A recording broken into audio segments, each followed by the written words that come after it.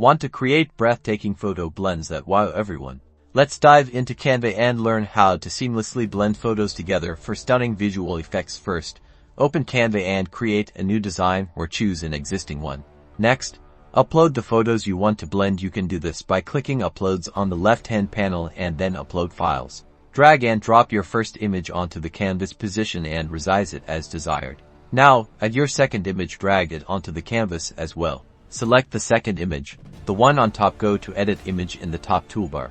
Scroll down until you find it. Just click on it and reduce the transparency or fade to your liking. This will allow the first image to show through.